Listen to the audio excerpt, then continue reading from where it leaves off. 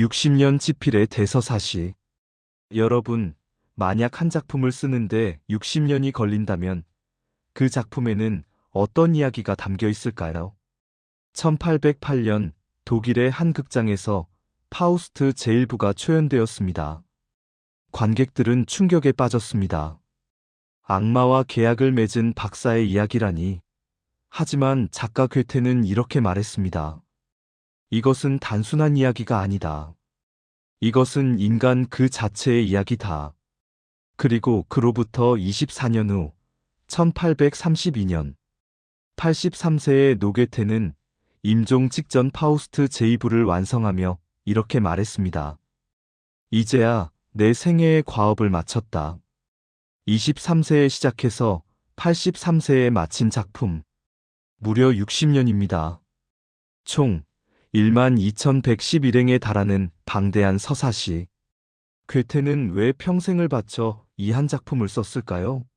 그리고 그 안에는 어떤 인생의 비밀이 숨어 있을까요? 오늘 우리는 독일 문학의 최고봉, 아니 인류 문학의 정점에 선 파우스트의 세계로 들어가 봅니다. 괴테가 평생을 걸고 우리에게 전하려 했던 메시지, 함께 찾아가시죠. 괴테, 천재의 탄생. 1749년 8월 28일, 독일 프랑크푸르트의 부유한 집안에서 한 아이가 태어납니다. 바로 요한 볼프강 폰 괴테입니다. 그는 태어날 때부터 범상치 않았습니다. 아버지는 제국 고문관이었고, 어머니는 시장의 딸이었죠. 어린 괴테는 8개 언어를 배웠습니다. 라틴어, 그리스어, 프랑스어, 이탈리아어, 영어, 히브리어까지. 그리고 법학, 의학, 신학, 자연과학까지 섭렵했습니다. 하지만 괴테의 진짜 재능은 따로 있었습니다. 바로 인간을 보는 눈이었죠. 24세에 발표한 젊은 베르테르의 슬픔은 유럽 전역을 열광의 도가니로 몰아넣었습니다. 베르테르 신드롬이라는 말이 생길 정도였죠. 젊은이들이 소설 속 주인공처럼 파란 연미복을 입고 심지어 자살까지 하는 사건이 벌어졌습니다. 그러나 괴테는 거기서 멈추지 않았습니다. 그는 바이마르 공국의 재상이 되어 10년간 정치가로 일했습니다. 광산을 관리하고 도로를 건설하고 재정을 책임졌죠. 그리고 이탈리아로 2년간 여행을 떠나 고대 그리스와 로마 문화를 직접 체험했습니다. 과학자로서의 괴테도 놀랍습니다. 그는 색채론을 연구하여 뉴턴의 광학 이론에 도전했고, 식물학에서 원형 식물 개념을 정립했으며, 해부학에서 인간의 턱뼈를 발견했습니다. 문학가, 정치가, 과학자, 예술가. 괴테는 진정한 르네상스형 인간이었습니다. 그리고 이 모든 경험과 지식이 60년에 걸친 파우스트 지필에 녹아들어갔습니다. 파우스트 박사의 고뇌. 자, 이제 파우스트의 세계로 들어가 봅시다. 주인공 파우스트 박사는 누구일까요? 그는 모든 학문을 마스터한 천재입니다. 철학, 법학, 의학, 신학까지 두루 섭렵했죠. 하지만 그는 절망합니다. 아, 이제야 깨달았다. 철학이고 법학이고 의학이고 신학이고 내가 그토록 열심히 공부했건만 나는 아무것도 모르는 바보에 지나지 않는다는 것을. 여러분, 이 대사를 들으며 무엇이 떠오르시나요? 혹시 우리 자신의 모습은 아닐까요? 평생 배우고 일했지만 정작 인생의 의미는 여전히 오리무중인 우리의 모습 말입니다. 파우스트는 계속 말합니다. 지식은 있지만 지혜가 없다. 답은 있지만 삶은 없다. 나는 인생이 무엇인지, 세계가 무엇으로 이루어져 있는지 진정으로 알고 싶다. 그리고 그는 극단적인 선택을 합니다. 바로 자살입니다. 독약이 담긴 잔을 입에 가져가는 순간 부활절 종소리가 울려 퍼집니다. 그리스도가 부활하셨도다. 어린 시절의 추억이 되살아나며 파우스트는 독배를 내려놓습니다. 하지만 그의 공허함은 사라지지 않았습니다. 바로 그때 서재 문이 열립니다. 한 귀족 같은 신사가 우아하게 들어오죠. 그의 이름은 메피스토펠레스. 바로 악마입니다. 악마와의 거래. 메피스토펠레스는 교활한 미소를 지으며 말합니다. 박사님, 왜 그렇게 괴로워하십니까? 당신이 원하는 것을 드리겠습니다. 젊음, 쾌락, 권력, 사랑, 그 무엇이든. 단 한 가지 조건이 있습니다. 파우스트가 묻습니다. 조건이 뭔가? 당신이 만약 이 순간이여 머물러라. 너는 참으로 아름답구나. 라고 말하는 순간 당신의 영혼은 내 것입니다. 여러분, 이 계약의 의미를 아시겠습니까? 메피스토는 파우스트가 만족하는 순간을 기다립니다. 더 이상 추구하지 않고 노력하지 않고 현재에 안주하는 순간 말이죠. 하지만 파우스트는 자신만만하게 대답합니다. 좋다. 하지만 나는 절대 그런 말을 하지 않을 것이다. 왜냐하면 나는 영원히 추구하고 영원히 노력할 것이기 때문이다. 계약이 성립됩니다. 메피스토는 마법으로 파우스트를 젊은이로 변화시킵니다. 그리고 둘의 긴 여정이 시작됩니다. 여기서 괴테가 우리에게 던지는 질문이 있습니다. 당신은 언제 만족하십니까? 언제 노력을 멈추십니까?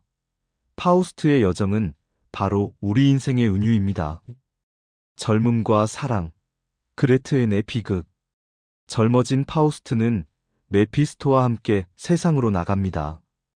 그리고 한 순수한 소녀를 만나게 됩니다. 바로 그레트엔입니다. 그레트엔은 가난하지만 순결한 소녀였습니다. 파우스트는 그녀에게 첫눈에 반합니다. 메피스토의 도움으로 파우스트는 그레트엔에게 접근하고 둘은 사랑에 빠집니다. 그레트엔은 노래합니다. 괴테가 쓴 가장 유명한 시 중 하나입니다. 내 마음은 무겁고 평화는 사라졌네. 다시는 찾지 못하리. 영원히 영원히. 하지만 이 사랑은 비극으로 치닫습니다. 그레트에는 파우스트의 아이를 임신합니다. 사회의 비난을 견디지 못한 그녀의 어머니는 충격으로 사망하고 그레트에는 정신이 혼미한 상태에서 갓난아기를 익사시키고 맙니다. 결국 그레트에는 체포되어 감옥에 갇힙니다. 사형 선고를 받죠. 파우스토는 메피스토와 함께 그레트엔을 구출하러 갑니다. 하지만 그레트엔은 거부합니다. 가지 마세요. 나는 당신과 함께 갈 수 없어요. 나는 내 죄를 받아들이겠어요. 하느님의 심판을 받겠어요. 그레트엔은 참회하며 죽음을 맞이합니다. 그 순간 하늘에서 목소리가 들립니다. 구원받았도다. 메피스토는 심판받았도다 라고 외치지만 천상의 목소리는 그레트엔이 구원받았음을 선언합니다. 왜일까요? 그녀는 진정으로 사랑했고 진정으로 회개했기 때문입니다. 여기서 괴테는 우리에게 묻습니다. 사랑이란 무엇인가? 죄란 무엇인가? 그리고 구원이란 무엇인가? 제1부는 이렇게 끝납니다. 행동하는 삶의 가치. 괴테는 제1부를 완성한 후 무려 24년을 더 살며 제2부를 집필합니다. 제2부는 훨씬 더 철학적이고 상징적입니다. 파우스트는 그레트엔의 비극 이후 더 큰 세계로 나아갑니다. 황제의 궁정에 가서 정치와 경제에 개입하고 고대 그리스로 여행하여 절세미인 헬레네와 사랑에 빠집니다. 헬레네는 아름다움의 상징입니다. 고전 문화의 정수죠. 파우스트와 헬레네 사이에서 아들 에우포리온이 태어납니다. 에우포리온은 젊음, 열정, 시를 상징하지만 너무 높이 날아오르다 추락해 죽고 맙니다. 헬레네도 사라집니다. 파우스트는 깨닫습니다. 아름다움도 사랑도 영원하지 않다. 그렇다면 무엇이 의미 있는가? 그의 답은 행동이었습니다. 파우스트는 바다를 간척하여 새로운 땅을 만드는 대사업에 착수합니다. 자유로운 사람들이 자유로운 땅에서 살게 하겠다는 꿈이었죠. 늙고 눈먼 파우스트는 공사 소리를 들으며 말합니다. 이 순간이여 머물러라. 너는 참으로 아름답구나. 계약의 조건이 성립됩니다. 메피스토는 승리를 확신합니다. 파우스트가 쓰러지고 악마들이 그의 영혼을 가져가려 합니다. 하지만 하늘에서 천사들이 내려옵니다. 그리고 이렇게 노래합니다. 끝까지 노력하며 애쓰는 자, 그를 우리는 구원할 수 있도다. 구원의 메시지. 여러분, 이것이 괴테가 60년을 걸쳐 우리에게 전하려 한 메시지입니다. 파우스트는 계약의 말을 했습니다. 이 순간이여 머물러라. 하지만 그가 만족한 것은 완성된 현재가 아니었습니다. 그는 미래의 비전을 보고 만족했습니다. 자유로운 사람들이 자유로운 땅에서 사는 그 미래를요. 즉, 파우스트는 죽는 순간까지 노력하는 자였습니다. 안주하지 않았습니다. 계속 추구했습니다. 천사들은 노래합니다. 영원히 여성적인 것이 우리를 이끌어 올린다. 이 구절은 많은 해석이 있지만 괴테는 사랑, 자비, 은총을 상징한다고 했습니다. 그레트엔이 천상에서 파우스트를 위해 기도하고 성모 마리아가 자비를 베풉니다. 파우스트는 결국 구원받습니다. 왜일까요? 첫째, 그는 끝까지 노력했습니다. 안주하지 않고 포기하지 않고 계속 추구했습니다. 둘째, 그는 인간적이었습니다. 실수도 하고 죄도 지었지만 진정으로 사랑하고 진정으로 꿈꿨습니다. 셋째, 그를 사랑하는 이들의 기도가 있었습니다. 그레트엔의 사랑, 천사들의 자비가 그를 구원으로 이끌었습니다. 괴테는 이렇게 말했습니다. 인간은 노력하는 한 방황한다. 하지만 노력하는 한 길을 찾는다. 여러분, 우리는 모두 파우스트입니다. 완벽하지 않고 때로 길을 잃고 실수도 합니다.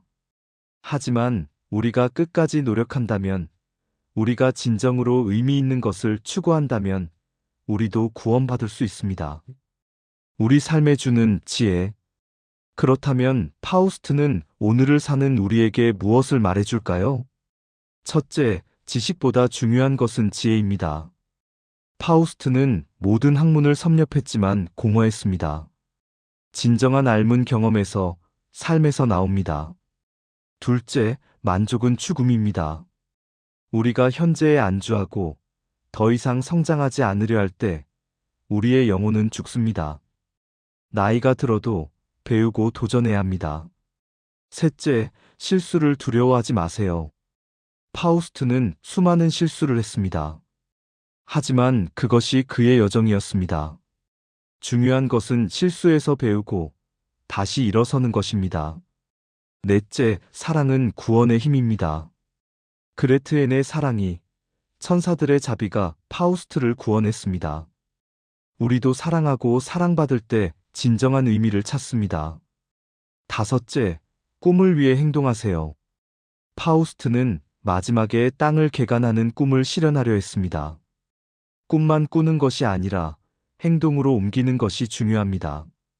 괴테는 82년의 인생을 살며 60년간 파우스트를 썼습니다. 그 안에 인간의 모든 것을 담았습니다. 욕망과 사랑, 지식과 행동, 죄와 구원, 절망과 희망. 그리고 마지막 메시지는 이것입니다. 끝까지 노력하는 자는 구원받는다. 여러분, 지금 이 순간도 늦지 않았습니다. 우리가 무언가를 배우고 사랑하고 꿈꾸고 행동한다면 우리의 인생은 의미 있습니다. 파우스트처럼, 괴테처럼 우리도 끝까지 노력하는 삶을 살아봅시다. 오늘 우리는 괴테의 파우스트를 통해 인생의 깊은 진리를 탐구했습니다. 60년간 집필된 12,111행의 대서사시. 그 안에는 우리 모두의 이야기가 담겨 있습니다. 혹시 이 영상이 도움이 되셨다면 좋아요와 구독 부탁드립니다. 그리고 댓글로 여러분의 생각을 나눠주세요. 당신은 지금 무엇을 위해 노력하고 계신가요? 다음 시간에는 또 다른 철학자, 또 다른 지혜와 함께 찾아뵙겠습니다. 끝까지 시청해주셔서 감사합니다. 여러분의 인생에 지혜와 평안이 함께하기를 기도합니다.